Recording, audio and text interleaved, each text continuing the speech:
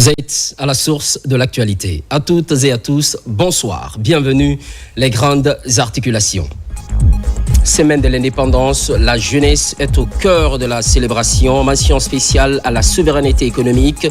Résultat obtenu, la signature d'une convention pour l'octroi des bourses d'études en Chine dans le domaine d'ingénierie. Consolidation du capital humain, fini le certificat de compétences administratives, 4 mois de formation au profit de 30 cadres issus du public et du privé. C'est donc la première cohorte, elle s'engage à relever le défi.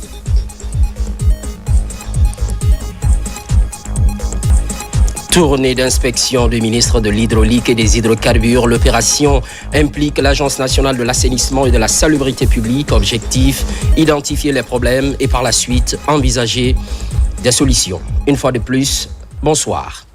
À présent, le contenu de ces décrets. Décret D 2025-0181 PRG SGG portant promulgation de la loi ordinaire L 2025-022 CNT du 13 août 2025, le président de la République, vu la Constitution, décrète. Article 1er. Est promulguée la loi ordinaire L 2025-022 CNT du 13 août 2025 portant autorisation et ratification de l'accord de prêt entre la République de Guinée et le Fonds africain de développement FAD relatif au financement du projet d'aménagement de la route inter-État Labémali-Ville Kédougou Fongolimbi, signé le 5 février 2025 pour un montant de 30 millions d'unités de compte, 30 millions UC, article 2. Le présent décret qui prend effet à compter de la date de sa signature sera enregistré et publié au journal officiel de la République. Conakry, le 30 septembre 2025, signé Général Mamadi Doumbouya. Cet autre décret D 2025-0183 PRG SGG portant promulgation de la loi ordinaire L 2025-025 CNT du 13 août 2025, le président de la République, vu la Constitution, décrète. Article 1er. Est promulguée la loi L 2025-025 CNT du 13 août 2025 portant autorisation et ratification des accords ci-après.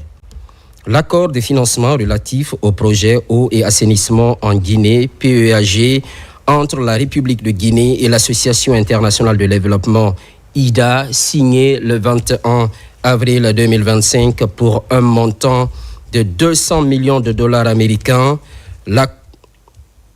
L'accord de don relatif au financement du projet eau et assainissement en Guinée, PEAG, entre la République de Guinée et la Banque internationale pour la reconstruction et le développement, agissant en qualité d'agent d'exécution du Fonds pour l'environnement mondial, signé le 21 avril 2025 pour un montant de 10 millions 92 000 dollars américains. Article 2. Le présent décret qui prend effet à compter de la date de sa signature sera enregistré et publié au journal officiel de la République. Conakry, le 30 septembre 2025, signé Général Mamadi Doumbouya. Semaine de l'indépendance, mention spéciale à la souveraineté économique. La jeunesse est au cœur de la célébration. Moment fort de la journée, la signature d'une convention entre le gouvernement guinéen et la compagnie minière chinoise SPIC Guinée pour l'octroi de 14 bourses d'études en Chine destinées à la formation d'ingénieurs dans le cadre de Simandou Academy. C'est le ministre Djiba Diakité qui préside la cérémonie. Omar Bari. Les activités de la semaine de l'indépendance ont effectivement démarré ce lundi 29 septembre 2025 à Conakry. Au chapiteau du Palais du Peuple, la journée d'ouverture a été consacrée aux jeunes et à leur rôle dans l'avenir économique de la Guinée autour de réflexions sur l'entrepreneuriat, l'innovation et l'emploi. En présence de plusieurs membres du gouvernement, la cérémonie a débuté par une prestation artistique valorisant une Guinée tournée vers le développement.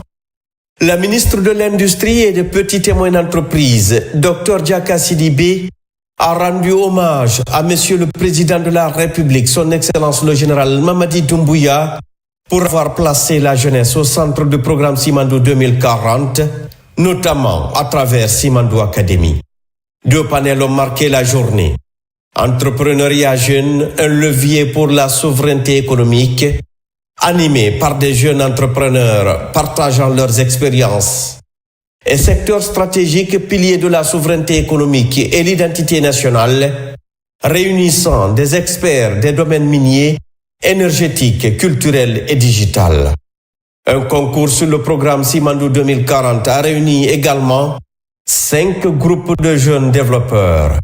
Les 3 meilleurs projets ont été primés, les autres recevant des prix d'encouragement. Moment fort de la journée, la signature d'un accord entre le gouvernement et State Power Investment Corporation, SPIC Guinée, pour l'octroi de 14 bourses d'études en Chine destinées à la formation d'ingénieurs dans le cadre de Simandou Academy.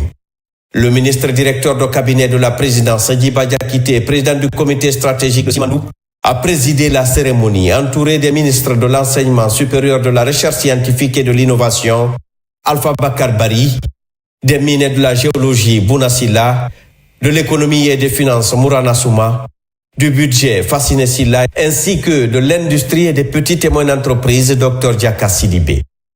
Le représentant des boursiers, Mamadou Alpha Bari, a exprimé la gratitude des lauréats promettant de mettre leurs compétences au service du pays. L'ambassadeur de Chine, Sun Yong, a salué l'engagement des présidents Doumbouya et Xi Jinping pour le renforcement de la coopération bilatérale.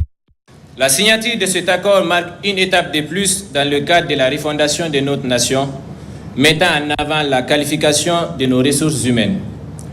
Elle vient également confirmer le fait que tous les Guinéens, quel que soit leur rang, peuvent, en raison de leur mérite, bénéficier du soutien et de l'accompagnement de nos autorités. Cette bourse est pour nous une opportunité de nous découvrir, d'aller au-delà de l'horizon, explorer pleinement notre potentiel. Signer cet accord marque un engagement de notre part à porter haut la responsabilité, mais surtout d'honorer la République de Guinée sur la scène internationale. Le ministre de l'économie et des finances, Mourana Souma, et celui du budget, Fassine Silla, ont rappelé que la vraie indépendance économique commence par la mobilisation des ressources internes, soulignant la croissance enregistrée sous l'ère CNRD et l'impact attendu du projet Simandou, porteur d'emploi et de formation pour les jeunes. Les produits miniers, un jour vont finir. Qu'est-ce qui restera? C'est la qualité des ressources humaines, des investissements très structurants. C'est l'effet bénéfique sur l'économie nationale. Et donc, en application de cette vision, nous avions jugé utile de développer les partenariats avec quelques sociétés minières de la place, telles que SPIC, qui aujourd'hui a matérialisé le financement de près de 14 jeunes Guinéens qui sont bien méritants et qui doivent aller apprendre dans des grandes écoles en Chine. Qui dit souveraineté économique dit ressources humaines. C'est pourquoi cette première journée a été classée sous l'auspice de magnifier tout ce qui est lié à la compétence, aux ressources humaines et à la qualification de ces ressources humaines. C'est ce qui a été célébré aujourd'hui. Ce que nous venons de signer aujourd'hui, c'est une concrétisation de notre concept Simandou Academy. C'est un label de qualité et d'excellence. Nous avons eu l'enseignement de masse, maintenant on veut aller vers l'enseignement d'élite et promouvoir les meilleurs des Guinéens, d'où qu'ils viennent. Le ministre des Mines, Bouna Silla, a précisé que ces bourses prises en charge par SPIC Guinée s'inscrivent dans le cadre de Simandou Academy et contribueront à l'industrialisation du pays et au renforcement du capital humain. Ces bourses, il s'agit de 100 jeunes étudiants qui vont partir dans les prochaines années pour étudier en Chine dans les filières scientifiques et techniques et pour pouvoir revenir travailler dans ces raffineries et dans les industries qui sont en train d'être développées dans notre pays dans le cadre du programme Simandou 2040. Quand on investit sur le capital humain, en formant nos jeunes, qui seront des bons ingénieurs. Les gens viendront investir en Guinée, tel que l'a dit le président de la République. C'est-à-dire qu'ils ne viennent pas parce qu'on a des ressources naturelles, mais ils viendront investir en Guinée parce qu'on a du capital humain. Son homologue de l'enseignement supérieur, Alpha Bakar Bari, a annoncé par ailleurs la loi de 20 étudiants en France, insistant sur la nécessité de valoriser les ressources humaines pour éviter la fuite des cerveaux. Un pays aussi riche que le nôtre, pour le transformer, il faut une ressource humaine de qualité. Et nous commençons avec force en envoyant certains lauréats des classes préparatoires aux grandes écoles vers les meilleures universités, les écoles d'ingénieurs de Chine. Avant ces 14, une vingtaine d'autres ont été admis dans le réseau polytechnique en France. L'objectif et la vision du chef de l'État, c'est d'aller prendre la connaissance partout où elle est et de la ramener en Guinée pour que l'on puisse avoir des Guinéens bien formés, mais surtout capables de porter notre développement. En clôture, Dr Diaka Sidibé a réaffirmé que Simadou 2040 est un programme de transformation socio-économique qui fait de la jeunesse un acteur clé. Elle a exhorté les boursiers et jeunes entrepreneurs à œuvrer pour une Guinée souveraine et prospère. À travers la célébration de l'an 67 de notre indépendance nationale, à travers la souveraineté économique, surtout s'inspirer du passé pour construire le futur ensemble. Ce que nous avons fait aujourd'hui à travers cette journée dédiée à la jeunesse est multiple. D'abord, les jeunes entrepreneurs se sont exprimés, des jeunes innovateurs ont présenté des projets structurants, des échanges ont eu lieu à travers les programmes structurants tels que le projet Simandou et le programme Simandou 2040 et ses 5 piliers. Ce qui est intéressant, c'est qu'à travers cette journée dédiée à la jeunesse, qui est l'avenir de notre souveraineté économique, il y a eu la signature de cette convention pour la formation de notre capital humain pour les industries en repli de Guinée. D'abord l'industrie minière et d'autres ingénieurs qui serviront tout notre écosystème. Ce qu'il faut retenir aujourd'hui, et ceci est extrêmement important pour le secteur privé et pour les petites et moyennes entreprises en Guinée. À travers la notation souveraine B+, avec perspective stable, notre pays se repositionne dans son développement économique. Notre pays se positionne au sein de la sous-région ouest africaine. Et notre pays devient dérisqué pour l'investissement privé. Et surtout, ça c'est une opportunité pour le secteur privé et les petites et moyennes entreprises et les industries guinéennes. La journée s'est achevée par la remise de prix aux jeunes porteurs de projets innovants, illustrant la volonté des autorités sous le leadership visionnaire de son Excellence le général Mamadi Doumbouya de placer la jeunesse guinéenne sur orbite dans l'avenir socio-économique du pays. Semaine de l'indépendance, c'est surtout le passé, loin d'une simple architecture. Il y a des lieux qui ravivent la flamme de l'histoire. À Conakry, on cite un exemple, les Cases de Bellevue, résidence d'Ahmed Sékou Touré, père de l'indépendance de la Guinée. Durant des années, ce lieu symbolique fut confisqué, bref, figé dans le silence, une partie de la mémoire glaçante de la Guinée. Ce soir, Moussa Komara nous amène là où tout semble commencer. Bienvenue dans le réveil des Cases de Bellevue. Perchés sous les hauteurs paisibles de Bellevue, ces bâtisses blanches veillent en silence sur la mémoire d'une nation. Ce sont les Cases de Bellevue, des bâtiments singuliers, porteurs d'une histoire forte et pleine d'essence. Il y a toute une histoire. Je vous dirais que ces cases-là, le modèle est venu de Tinka. Tinka, c'est une hauteur qui domine Dalaba. Le chef de canton du village de Dalaba était logé là-bas. C'est en 1946 que le président s'est rendu là-bas et il y avait des chefs qui aimaient bien le président, dont celui de Tinka. Là. Il a reçu le président là-bas, il l'a logé. En ce moment, ici, il n'y avait pas de case. Hein. La première case qu'il a vue comme ça, moderne, construite moderne, c'est à Tinka. Alors, quand il a vu ça, le chef l'a reçu là-bas, il était très content. Les cases, c'est la culture africaine. Nous appelons nos habitations les cases rondes, c'est comme ça que nos parents habitaient. Donc, mais rendre ça moderne, c'est le chef de canton qui a eu l'inspiration là au départ. On appelle ça le logement du chef de canton de Tinka. Ce périmètre chargé d'histoire et d'héritage était un dépotoir d'ordures. Okay. Selon les témoignages, Il a été acquis vers 1946 par le camarade Ahmed Sékou Touré, alors député à l'Assemblée coloniale française. Ici, chaque case est pensée selon un modèle traditionnel mais modernisé. Au total, 6 cases. Chacune raconte une histoire. C'est moi qui ai construit ces cases. Je les ai construites. J'ai suivi le chantier de A à Z. J'étais toujours là avec les ouvriers. Chaque case était baptisée au nom d'une région. Chaque case. Il y avait la case du Fouta, il y avait les cases. Chaque case racontait quand même quelque chose.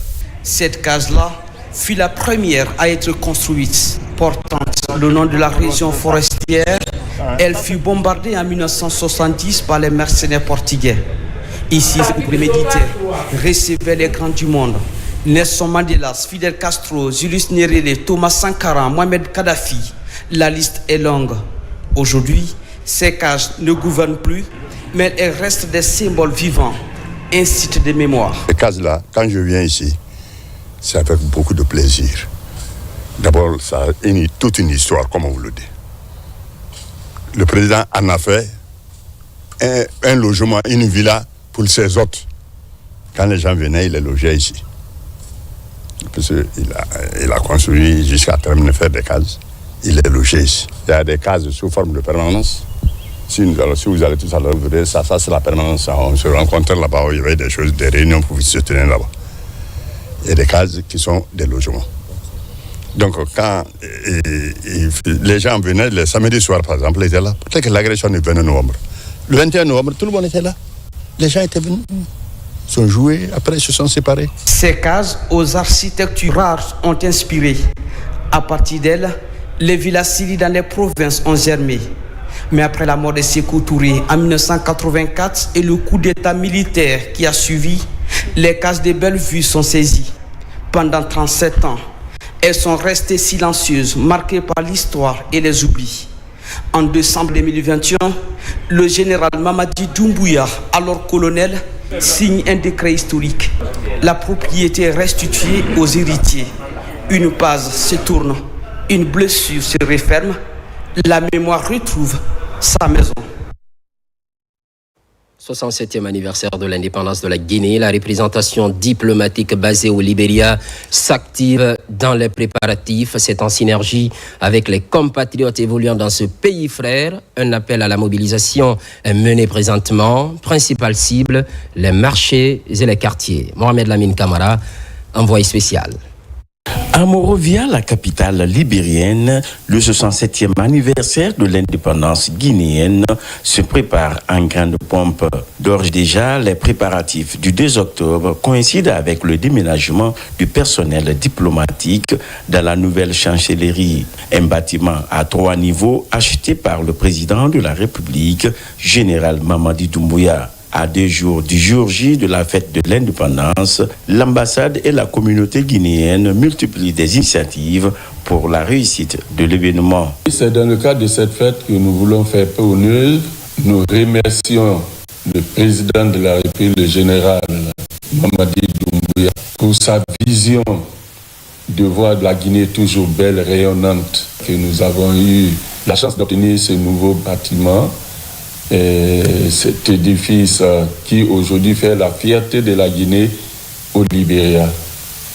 Nous avons des audiences presque tous les jours, les ambassadeurs qui viennent nous saluer. Ça dénote la place qu'occupe la Guinée au Libéria aujourd'hui. Ici, les ressortissants guinéens sont déjà dans l'effervescence de la fête de l'indépendance. Les chansons dédiées à la fierté guinéenne et des gadgets aux couleurs guinéennes sont au rendez-vous dans ce grand marché de Monrovia. Ici, le Libéria, la communauté est très bien organisée, de telle sorte que chaque communauté a ses responsables. Nous avons fait appel à ces responsables, donner les informations à la population. Tout de suite, là où je suis là, j'ai les lettres là à déposer au niveau de chaque communauté. Nous allons vous rassurer qu'il sera une réussite à 100%. Cette synergie d'action prouve à suffisance que la représentation diplomatique et la communauté guinéenne unissent leurs efforts pour le renforcement du vivre ensemble et la cohabitation pacifique ici au Libéria. Passation des marchés publics. Il existe depuis un certain temps la plateforme numérique baptisée Télémo. Elle se retrouve pour sa 5e session du comité de pilotage. La réunion est présidée par le Premier ministre, chef de gouvernement. Ousmane Bangoura, compte rendu. Fidèle à sa volonté de moderniser la commande publique, le Premier ministre Amadou Ouriba a présidé ce jour les travaux de la 5e session du comité de pilotage de Télémo. Une plateforme dédiée à la digitalisation des marchés publics, conçue pour rendre les procédures plus rapides et transparentes. Aujourd'hui, nous avons l'opportunité à travers le numérique d'afficher à travers tout le pays tous les plans de passation de marché publics qui existent dans nos administrations. Nous avons la possibilité de donner cette opportunité maintenant à tous les acteurs d'ici ou d'ailleurs de pouvoir postuler à travers la plateforme en ligne, de pouvoir non seulement voir toutes les offres, peu importe, et donner aussi la chance à tous les acteurs, c'est-à-dire les opérateurs économiques, de soumissionner à travers les appels d'offres que nous faisons. Une avancée majeure qui marque une rupture avec les pratiques anciennes. Télémo entend faciliter l'accès équitable à la commande publique et renforcer la confiance des investisseurs. C'est un système qui est extensible, donc tout le monde, tout Guinéen, partout où il est, et ayant toutes les possibilités de passer, de présenter une candidature pour une commande, peut y avoir accès, que le Guinéen soit à l'intérieur ou que ce soit à l'étranger. Donc il y a un caractère exhaustif, un caractère inclusif vis-à-vis des marchés publics. À travers cette réforme numérique, le gouvernement réaffirme son engagement à améliorer la gouvernance économique et à assainir le climat des affaires conformément aux orientations du président de la République, le général Mamadi Doumbouya. 80e Assemblée générale des Nations Unies, à la tribune, le général Amara Camara intervient au nom du chef de l'État. Dans le discours de circonstance, la Guinée se montre favorable à la paix, à la souveraineté et au développement. Voilà, entre autres, quelques messages clés rappelés par Fatoumata Kourouma. À l'occasion de la 80e session de l'Assemblée générale, la Guinée a marqué sa présence avec éclat. À la tribune universelle, symbole du dialogue entre les nations, le ministre secrétaire général de la présidence générale Amara Camara a porté haut la voix du chef de l'État, le général Mamadi Doumbouya. Un discours fort qui mêle hommage aux bâtisseurs de la paix, lucidité face aux crises actuelles et affirmation d'une Guinée souveraine. La République de Guinée, dont nous avons l'honneur de porter la voix, s'identifie pleinement au thème de cette présente session. Mieux ensemble, plus de 80 ans au service de la paix, du développement et des droits humains. Dans notre contexte national, ce thème prend une résonance particulière. Mieux ensemble, grâce à la refondation, après plus de 66 ans d'indépendance, la paix, le vivre ensemble, le développement et les droits humains deviennent une réalité en République de Guinée. En prenant la parole ici même, il y a 2 ans, le président Doumbouya affirmait « Mon pays continue de fonder un espoir en l'Organisation des Nations Unies pour trouver des solutions idoines aux problèmes auxquels notre monde est confronté. » Dans un contexte mondial marqué par les guerres, les tensions géopolitiques et le dérèglement climatique, le message guinéen sonne comme un rappel à la conscience collective. La voix de Conakry, relayée à New York, appelle à dépasser les simples dénonciations pour bâtir des solutions durables. La Guinée, à travers son chef de l'État, assume désormais une vision claire, celle d'une Afrique maîtresse de son destin, affirmant sa souveraineté et s'inscrivant dans la dynamique du progrès partagé. Le bien-être du peuple et le vivre ensemble sont les véritables synonymes de la paix. C'est ce qu'affirmait déjà le président Doumbouya en faisant de cette priorité la ligne directrice de son action à la tête de l'État.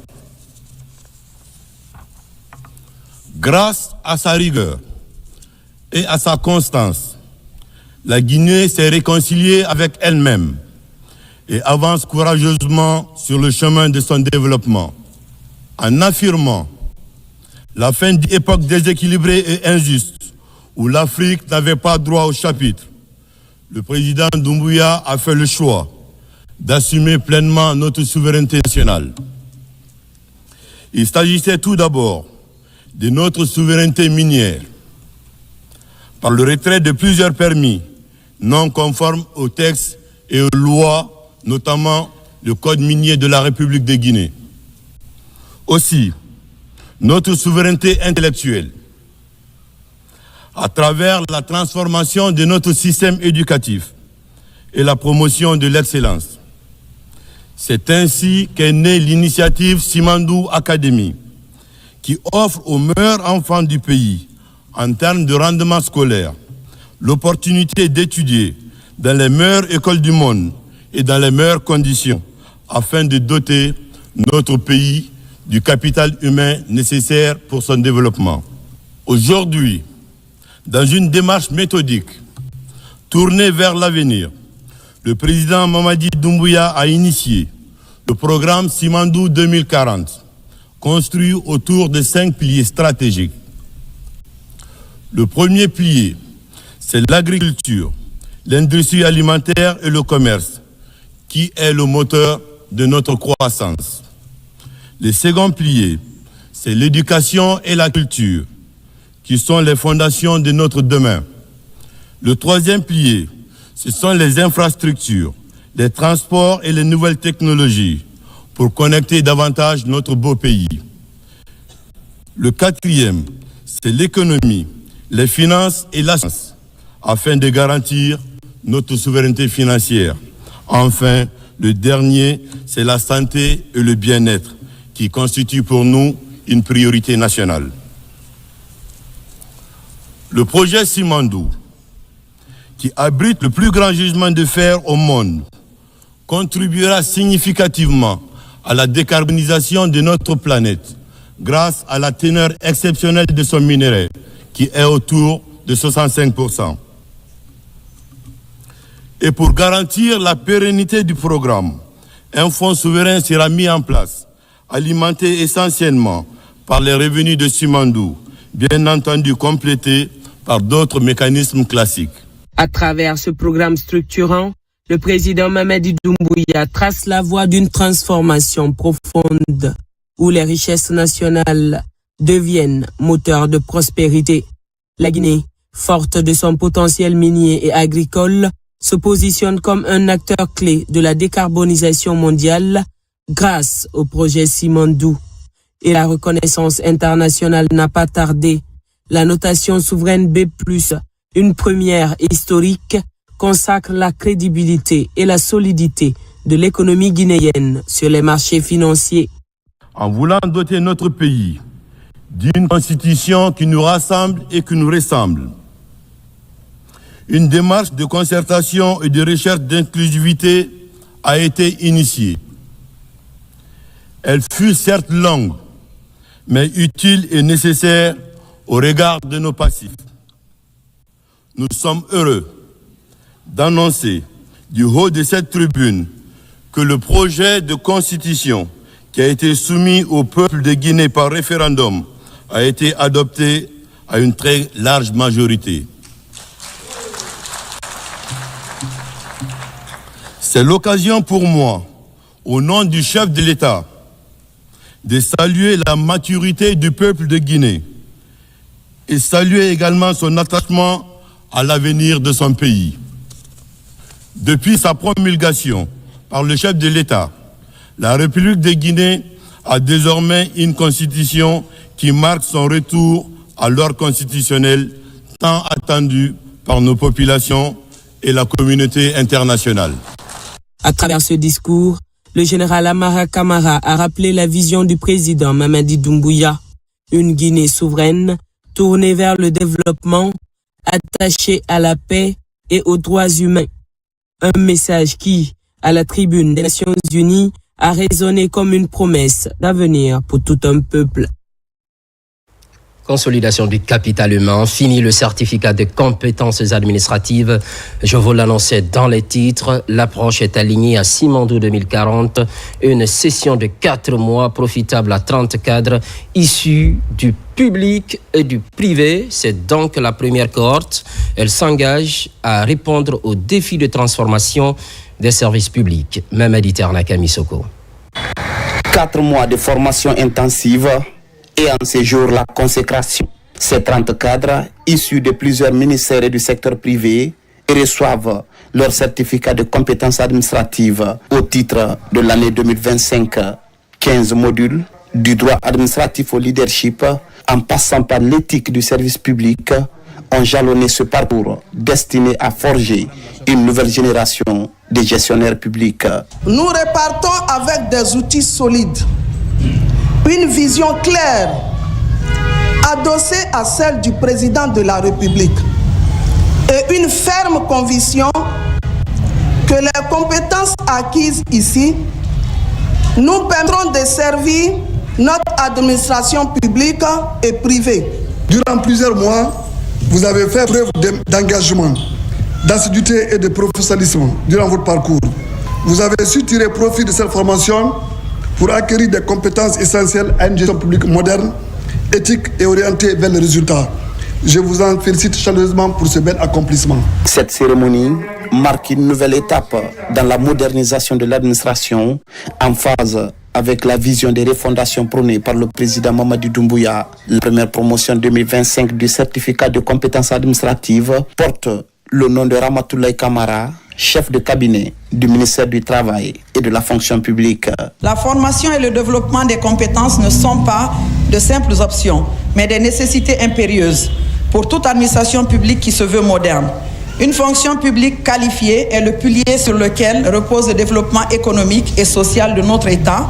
Chaque agent bien formé est une pièce maîtresse dans l'édification de notre État. Fidèle à sa mission, l'Institut national de formation et de perfectionnement INFP a déjà formé et certifié des milliers d'agents du secteur public et privé. Ces nouveaux diplômés s'engagent à leur tour à servir une Guinée résolument plus moderne et plus efficace.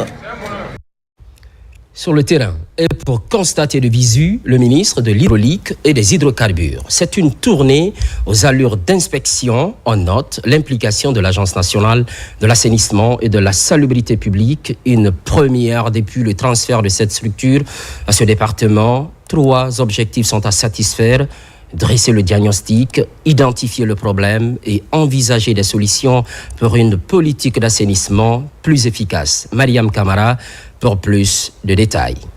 Le constat commence là où la situation est souvent critique.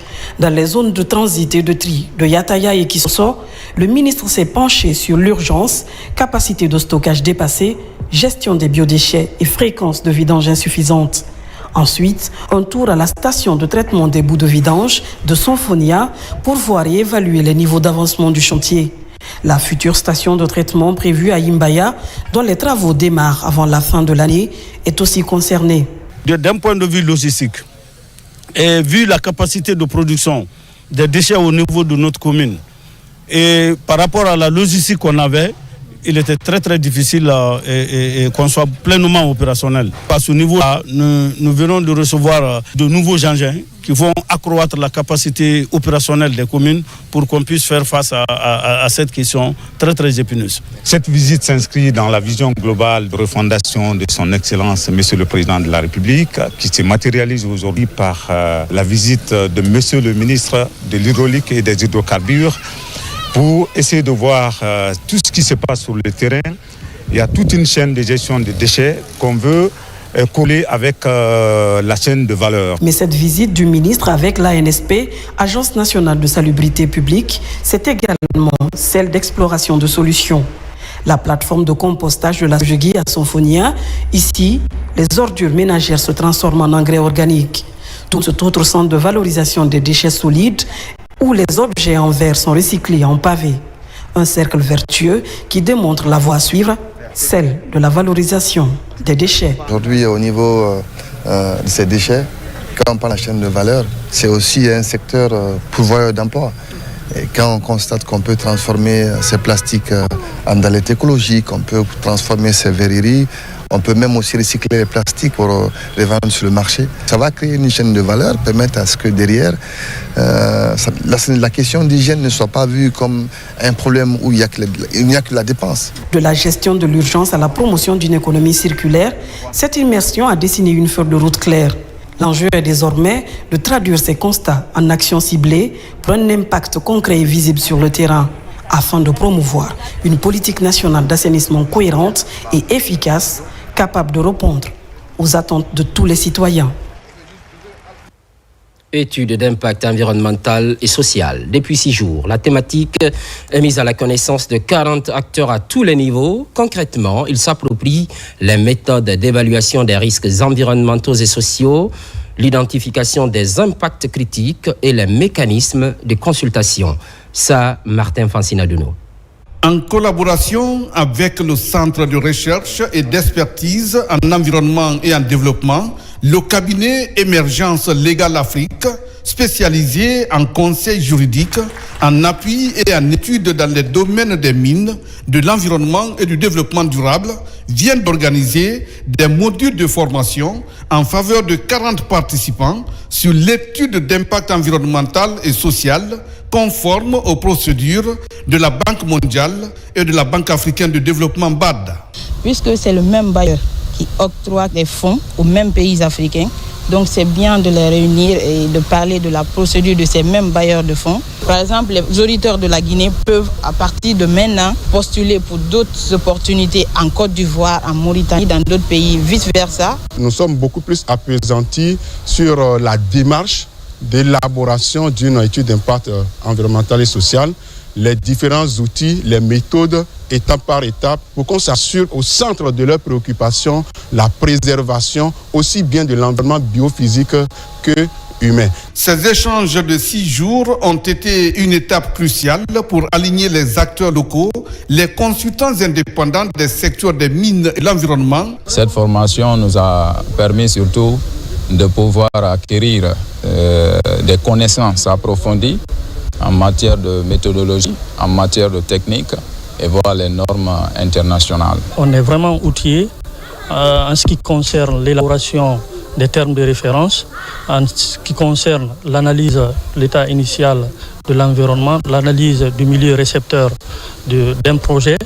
Des spécialistes internationaux ont apporté par visioconférence des retours d'expérience, recommandations techniques et comparaisons pratiques entre les deux institutions financières afin de permettre à la quarantaine de participants de mesurer les enjeux prioritaires, notamment la protection de la biodiversité, les droits fonciers, la santé et la conformité aux exigences des bailleurs. Au même moment, cette préoccupation, gestion des produits d'origine animale. Pour un bon résultat, il faut impérativement des bonnes pratiques. La sensibilisation est alors privilégiée. Elle touche directement les acteurs de la chaîne de valeur. Tenez bien, les messages sont véhiculés dans les langues nationales. Ibrahima Oulim Fofana, correspondance. Dans la ville de Farana, la Confédération nationale des acteurs du secteur de l'élevage en Guinée, CONASEG, est en face des acteurs de la chaîne de valeur des aliments d'origine animale. C'est pour vulgariser les bonnes pratiques de traite et conservation de la viande, du lait, du miel, du poisson et des œufs, afin de protéger la santé des consommateurs. L'objectif de notre présence à Farana, c'est de sensibiliser les acteurs de la chaîne de valeur des produits et sous-produits d'origine animale sur la bonne pratique de gestion de ces produits. Ces participants-là sont venus de différentes couches, à savoir les leaders religieux, la société civile, les représentants de l'administration des marchés, les éleveurs, les docteurs et médecins vétérinaires. L'Organisation mondiale de la santé, OMS, estime que chaque année, plus de 600 millions de personnes sont touchées par des maladies d'origine alimentaire avec 420 000 décès. La Guinée n'est pas épargnée. À travers CONASEC, avec l'appui de la Banque mondiale et l'État guinéen qui a initié cette formation sensibilisante, il est question de porter à la connaissance de l'ensemble des acteurs, afin que chacun puisse être approprié pour des bonnes pratiques à adopter. Par exemple, on peut voir les mousses en train de scier sur la viande. Il y a des fossés qui sont là. Il y a les hybrides qui sont à côté. Malgré cela, on vend viande comme ça. Nos mamans rentrent à la maison sans prendre précaution de cela. Repas sans laver. Cette initiative touche les 8 régions administratives et les 21 préfectures retenues. La Confédération nationale des acteurs du secteur de l'élevage en Guinée, CONASEG, est appuyée par la Banque mondiale pour l'atteinte des objectifs. Et puis, journée internationale des personnes handicapées ce mercredi. L'accent est mis sur le rôle des aînés dans les sociétés respectives. À la veille de cette commémoration, plusieurs actions sont initiées par le gouvernement guinéen à travers le département de la promotion féminine. Pour marquer la date du 1er octobre, Dr Omar Djoueba a fait une déclaration. Elle est commentée par Mohamed De Camara. Cette date est instituée le 14 décembre 1990 par l'Assemblée générale des Nations unies. La volonté des autorités du monde vise à reconnaître les contributions des personnes âgées, mais aussi communiquer sur les problèmes que pose le vieillissement dans le monde actuel. Le thème choisi par les Nations unies pour célébrer cette journée s'intitule « Faire avancer l'action des personnes âgées, nos aspirations, notre bien-être et nos droits ».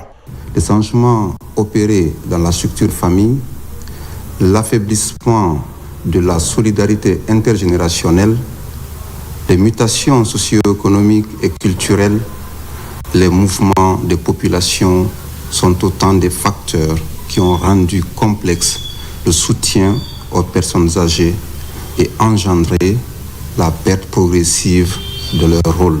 En couplant cette célébration avec celle de la journée mondiale de la kinésithérapie, le gouvernement posera des actes de valorisation du statut des personnes âgées. À l'occasion de la cérémonie officielle qui aura lieu ce 1er octobre, nos aînés seront à l'honneur à travers les actions suivantes. Marche de santé de 100 seniors en compagnie des autorités sur une distance raisonnable allant du carrefour Moussodougou au Palais du Peuple. Diffusion de messages de sensibilisation sur les services de kinésithérapie essentiels au 3e âge et prise en charge des malaises liés aux cas d'arthrose et de douleurs lombaires. Ces actions, parmi tant d'autres, soulignent l'urgence de rompre l'isolement et la solitude de nos aînés. On s'intéresse à présent à la politique nationale sur le volontariat. On n'est pas loin de la vulgarisation de ce texte. Le service spécialisé était face à la presse et une manière d'informer l'opinion publique sur la disponibilité du document. Il sera partagé dans les prochains jours. Diaré Diallo, confirmation.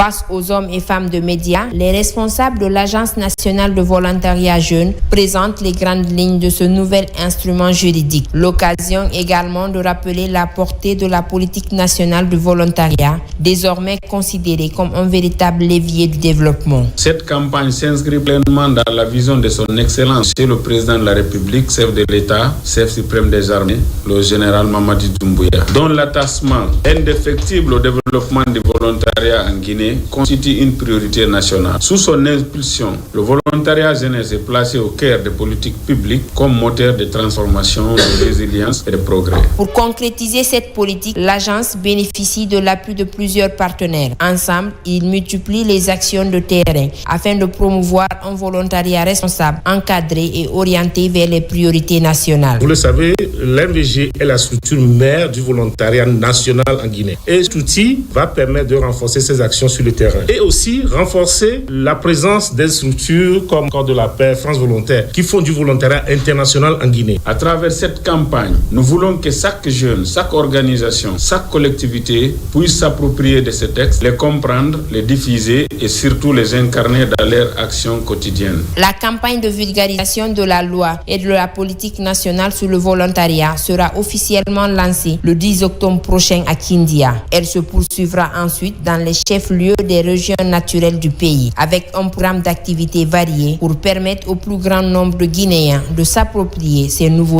outils. Éducation à la base, place au renforcement des capacités des délégués scolaires de la commune de Matoto. But visé, corriger les lacunes en vue de rehausser la qualité de l'enseignement. Moussa Bangoura. La formation des formateurs, une des priorités des responsables éducatifs à tous les niveaux. Ici à Matoto, délégués scolaires de l'enseignement élémentaire et leurs adjoints renforcent leurs capacités en préparation de la stratégie de suivi pédagogique des écoles. Les DSE sont des pièces maîtresses. Donc si eux ils sont formés, ils vont suivre les enseignants, ils vont suivre les directeurs, ils vont contrôler l'ensemble des activités qui se déroulent au sein des écoles. L'enjeu de ces travaux est d'améliorer la qualité de l'enseignement-apprentissage dans la municipalité de Matoto. Nous cherchons à booster leur niveau afin que cela se répercute chez les directeurs d'école et pour que ce processus continue jusqu'au niveau des salles de classe. Ce rendez-vous de consolidation des aptitudes intervient à quelques jours de la rentrée des classes. Ainsi, plusieurs thématiques ont été développées, notamment rôle et responsabilité des superviseurs pédagogiques et le suivi des enseignants. Former le personnel d'encadrement, c'est permettre à ces encadreurs pédagogiques de pouvoir organiser une certaine autorégulation au sein même de leur établissement. On les fait comprendre que le savoir, c'est du berceau au tombeau. Quelqu'un qui n'est pas bien formé ne peut pas bien rendre. Donc la formation, là, ça va me permettre de m'outiller davantage pour que je puisse encadrer davantage mes enseignants. La direction communale de l'éducation de Matoto pilote cette activité. En plus des délégués scolaires, d'autres sessions ont été aussi organisées à l'intention des directeurs d'école. Promotion de la culture guinéenne à l'international, à Paris précisément. Tenue de la grande Mamaya, des Guinéens d'Europe et des États-Unis ont fortement répondu à l'invitation. En plus des festivités, une collecte de fonds est organisée pour encourager le développement de certaines localités de la Guinée. Mohamed Souma, image, Kerfa la presse Camara, commentaire. À l'image de la grande Mamaya organisée à l'occasion de la dernière fête de Tabaski à Cancan, Seré Danjaya, numéro 4, organise la Mamaya de Paris. Elle a connu la participation des Guinéens venus de l'Europe et des États-Unis d'Amérique. Objectif, promouvoir la culture guinéenne à l'international. Les fonds collectés aujourd'hui ne restent pas ici. Ils sont envoyés en Guinée afin de participer à notre échelle au développement socio-économique de notre nation. Construire, aider, soutenir, telle est la raison d'être de notre engagement.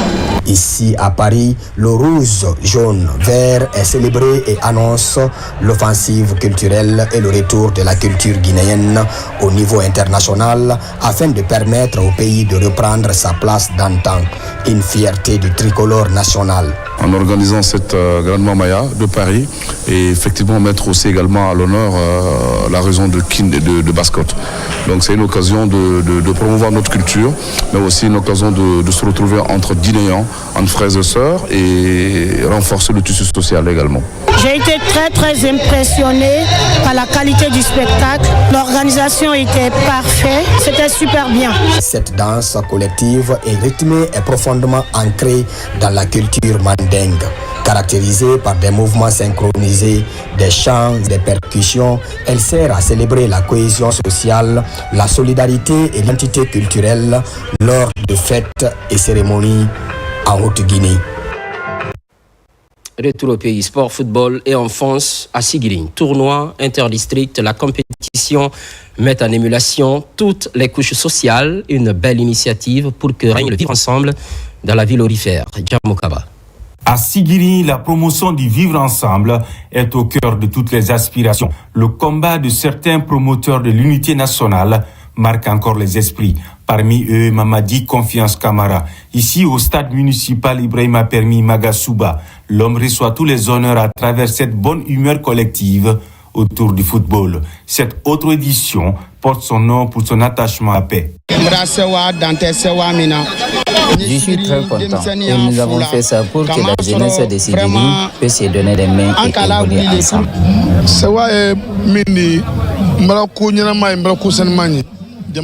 Je suis très content parce que j'ai vu des bons actes du côté de la jeunesse de Sigiri. Chaque année, le nombre de personnes ne fait que s'augmenter. C'est le grand jour pour brandir le trophée Mamadi Confiance Camara, un mécène des sports à la base. La grande finale a opposé le FC Sadala de Tigibri en rouge au FC Diamant en bleu. Après plusieurs tentatives, Sadala de Tigibri a pris le dessus. Score final 2-1. La place que j'occupe aujourd'hui, ce n'est pas autre chose. C'est de réunir les fils et filles de Sigiri. Personne n'a été remplacé et personne n'a été enlevé. Nous sommes tous là pour le bien-être de Sigiri. Sigiri Mandé Ndjigi se manifeste aujourd'hui. Vraiment, je suis très content. Au nom de M. le Président de la République, donner plus de 1000 sacs de riz et 400 bidons d'huile, vraiment, je suis très content. Du football, l'humanitaire s'impose pour essuyer les larmes. Derrière cette assistance, le mouvement unificateur Sigiri Mandé Ndjigi. Le geste est composé de 1000 sacs de riz, 400 bidons d'huile et 50 de ciment pour aider les sinistrés à stabiliser leur quotidien. Afria également. Le tournoi doté du chef de l'État a pris fin. L'équipe de Kimbo sort vainqueur de la 4e édition face à Tormelin, occasion de renforcer la cohésion sociale et reconnaître les acquis du CNRD pour le développement de la Guinée. Abdoulaye Diallo. Au-delà de son caractère sportif, la Coupe du Président de la République représente désormais un espace de convivialité et de solidarité entre les populations de la cité de la Lumune. La compétition mobilise des personnalités de divers horizons. À travers ce tournoi, qui porte le nom et l'inspiration du président de la République, c'est toute la jeunesse guinéenne qui est honorée et encouragée à se dépasser. Nous voyons ici l'expression concrète de son engagement constant pour l'épanouissement de la jeunesse et la promotion du sport comme instrument d'unité et de développement. L'idéal de consécration des acquis du CNRD et ce qui fait aujourd'hui que cette 4e édition a connu un succès éclatant parce que la jeunesse avait été suffisamment préparée pour encore célébrer les acquis du CNRD. La finale opposant l'équipe de Kimbo en bleu à celle de Tormelin est rehaussée de la présence des représentants des membres du gouvernement et des autorités régionales de Bokeh. Dans un match âprement disputé, ce sont les Bleus de Kimbo qui finiront par l'emporter sur le score d'1-0. Le ministre, un message de remercier la population de Fria pour la mobilisation sans faille. Cela s'inscrit, bien entendu, dans la dynamique de la refondation voulue par le président de la République, chef de l'État, le général Mamadi Doumbouya. À travers des initiatives comme ce tournoi, vous démontrez que la jeunesse guinéenne sait se rassembler autour de leurs valeurs positives. La discipline, le respect et la performance. La réussite de cette compétition résulte d'un travail acharné de l'équipe du préfet colonel Alpha Omar Cissé. Les distinctions individuelles sont décernées aux promoteurs qui ont marqué les esprits. Des équipements sont aussi offerts aux différents acteurs. La 5e édition promet d'autres innovations en faveur des jeunes de Sombori. L'actualité évolue en Guinée, notre paradis, terre de richesse et d'innovation. Les programmes se poursuivent. Constante fidélité à toutes et à très vite.